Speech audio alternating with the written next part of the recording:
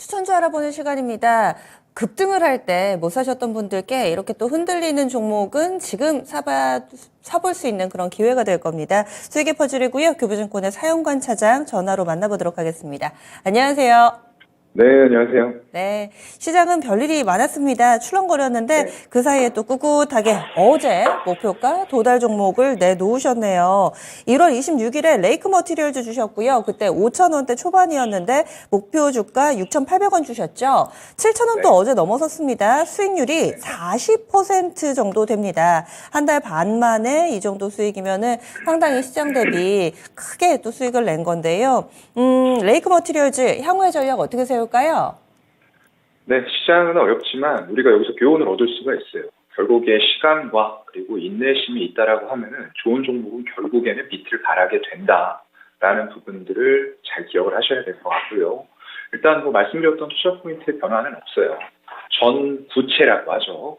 프리커서라고 해서 모든 물질들을 만들 수 있는 어떤 뭐 태양광 소재라든가 아니면 반도체 소재, LED 소재가 되기 전에 원물질이라고 생각하시면 되는데 그걸 LED 시황이 좋지 않을 때 전용을 해서 잘 되는 쪽으로 사용을 할 수 있다는 강점을 가지고 있다는 거 말씀을 드렸고요.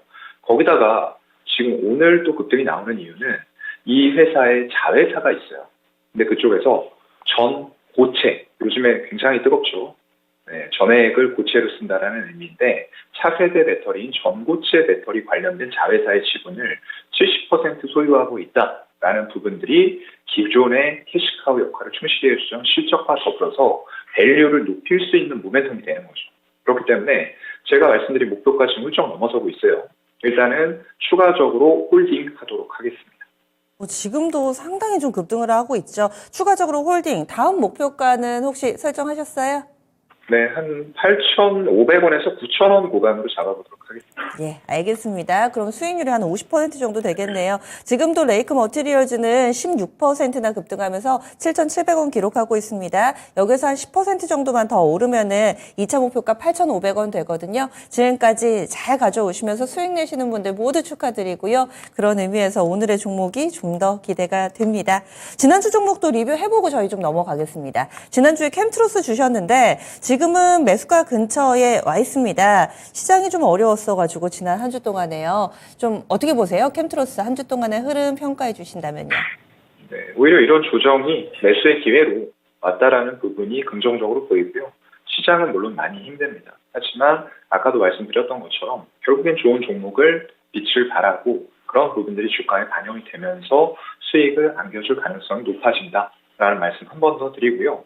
그때 드렸던 전략이 매수가를 글쎄요 한 10,000원 정도 부분까지 좀 말씀을 드렸었는데 일단은 조금 더 모아가시는 전략. 왜냐하면 현재 LFP 배터리라고 하는 저성능 배터리 이게 올해에는 점점 더 에너지 밀도가 높아지고 있어요.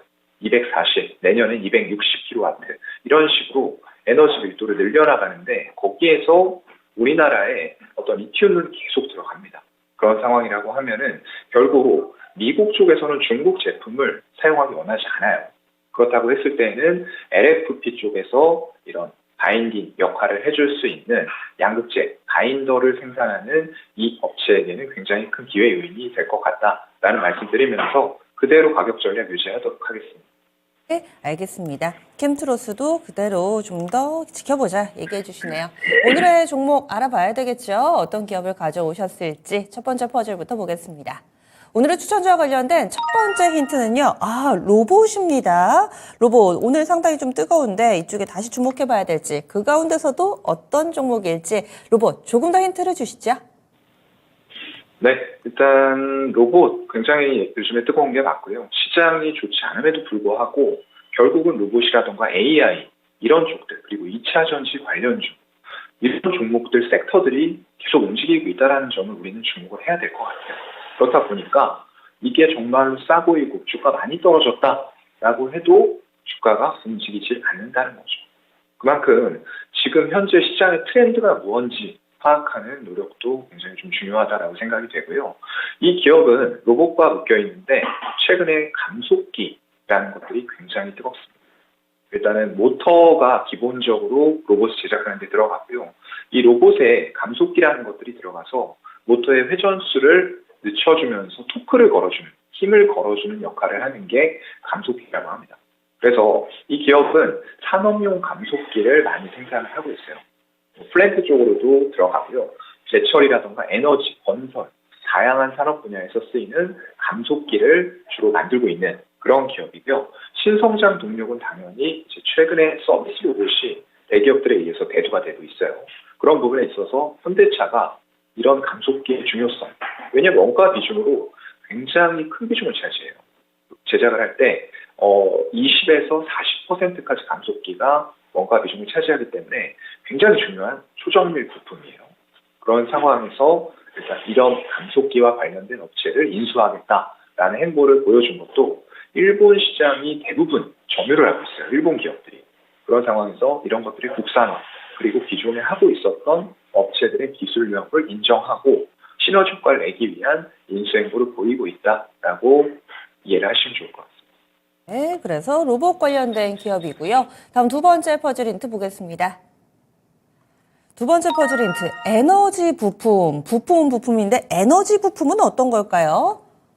네, 에너지라고 하면은 굉장히 많은 영역들이 있죠. 그중에서도 일단은 에너지 관련해서 풍력이라던가 셰일 오일 그리고 해양의 플랜트 이런 쪽들과 관련된 적용 제품을 국내외로 공급을 하고 있고요. 당연히 친환경이 전체적으로 ESG 트렌드에서 맞아떨어지는 부분이고 작년에는 사실상 태양광 쪽이 굉장히 빛을 냈어요. 그런데 설치가 쉬웠기 때문에 태양광을 먼저 설치를 했다라는 말씀을 드렸고요. 인플레이션 감축 법안에 의해서 결국 그리고 또 러시아와 우크라이나 전쟁 같은 것들을 겪으면서 에너지의 다변화는 선택이 아닌 필수입니다. 그런 상황에서 친환경까지 같이 갈 수 있는 태양광 작년에 먼저 시작했고요. 풍력도 강한 모멘텀을 받을 수 있는 분야다라고 생각이 되는 거고요.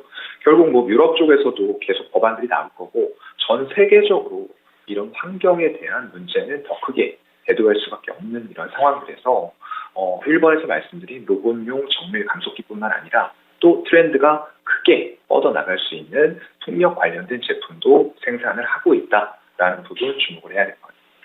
로봇에만 국한하는 것이 아니라 신재생 에너지 관련해서도 부품을 만드는 업체, 로봇에서는 감속기 쪽, 그리고 에너지 부품 쪽, 이렇게 두 가지 퍼즐 힌트 맞습니다. 오늘은 제가 정답을 알고 있는데 약간 난이도가 있습니다. 그리고 참고로 이 기업의 로봇자는 안 들어갑니다. 알겠다 하시는 분들은 같이 좀 맞춰주세요. 마지막 퍼즐 힌트 보겠습니다. 마지막 퍼즐 힌트가 지속 성장입니다. 어떤 측면에서 지속 성장한다고 보셨는지 이 부분도 알려주시죠. 네, 기존의 산업용 감속기라던가 어떤 기업 박스 이런 쪽들이 주가 됐었는데 이런 흐름들이 이제 서비스용 로봇의 출시로 인해서 산업용이 아직 규모가 큰 건 맞습니다. 하지만 가파르게 성장할 초정밀 로봇들이 필요해지는 그런 시기죠. 그렇다 보니까 초정밀 감속기라는 부분들이 대두를 받으면서 SPG라던가 SBB 테크 이런 쪽들의 주가가 정말로 날개도 친 듯 날아가고 있는 그런 상황인 거죠. 이런 흐름들을 바탕으로 해서 기존에 하던 사업들 잘 되고 있어요.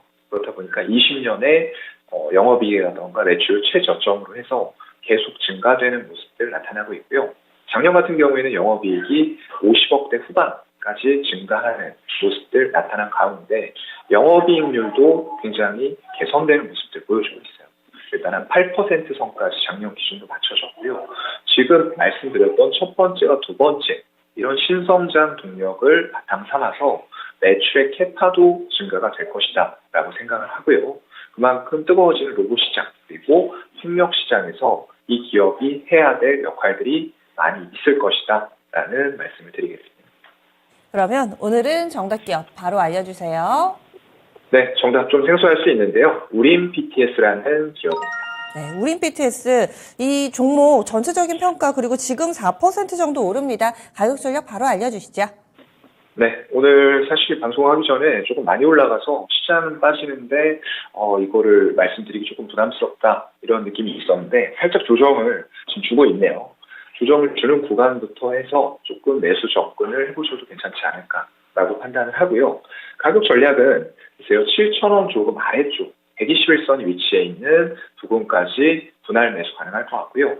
본인의 매수 평단에서 역시나 10에서 15% 시장의 변동성이 생각보다 커질 수 있기 때문에 다시 사는 한이 있어도 손절은 좀 지켜서 가시는 게 좋을 것 같고요.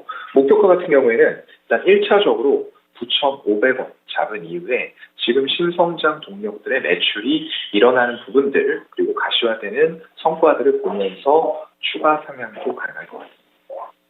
알겠습니다. 그러면은 목표가 얼마로 잡을까요? 네, 목표가는 1차 9,500원입니다. 네, 알겠습니다. 오늘 자세한 말씀 고맙습니다. 네, 고맙습니다. 네, 우린 PTS입니다. 로봇 그리고 또 플러스 알파를 가지고 있는 기업이고요. 아마도 다들 좀 어려우셨던 것 같아요. 우린 PTS 한 번 더 기억해 주시고 목표 주가는 9,500원, 손절가는 근래 들어서 계속 본인의 평균 매수 단가에서 하방으로 15% 이렇게 제시하고 계시죠. 사용관 차장의 오늘의 추천주 우린 PTS 알아봤습니다.